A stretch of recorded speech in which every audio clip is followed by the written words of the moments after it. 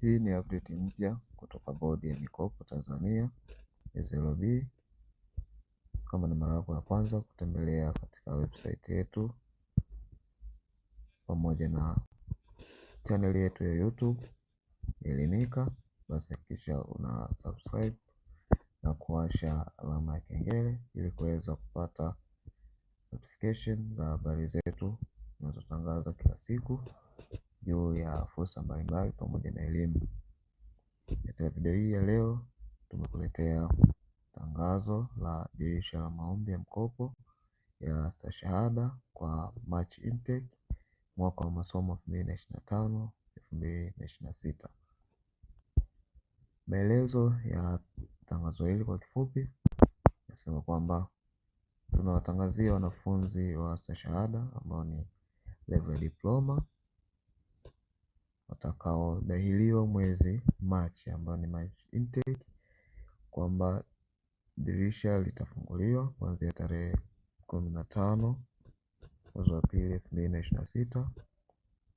hadi tarehe 15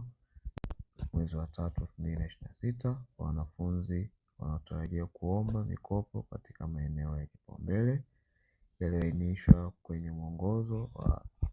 stashahada wa mwaka 2025-2026. Hivyo kwa wale wote wanaotarajia kuomba nafasi za mafunzo kwa level ya diploma,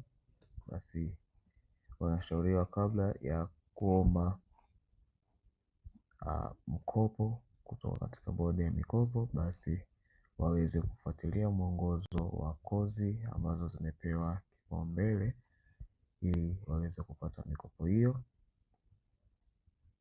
ya elimu hiyo ya diploma.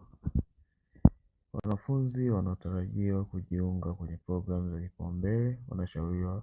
kutumia fursa ya kuomba mikopo kwa kuzingatia vigezo vilivyomo kwenye mwongozo ambao unapatikana katika website ya SLB ambayo unaweza ukaipata kwa kutumia kiunganishi hicho kilichowekwa hapo www.slb.go.tz ili kuweza kupata mwongozo wa ugawaji wa mikopo na kozi ama programu zilizopewa kipaumbele. Hivyo tutavipata katika mwongozo huo. Kwa hiyo kama wewe ni miongoni mwa wale ambao wanatarajiwa kuomba nafasi mbalimbali za kozi mbalimbali, kama nia ni kuweza kupata mkopo, basi kabla haujagharamika ama kuanza process ya mkopo, basi hakikisha kwamba unajua kozi ambazo zimepewa kipaumbele ili kupunguza usumbufu pamoja na kugharamika kwa kile ambacho kitakuwa na asilimia chache sana ya kuweza kufanikiwa.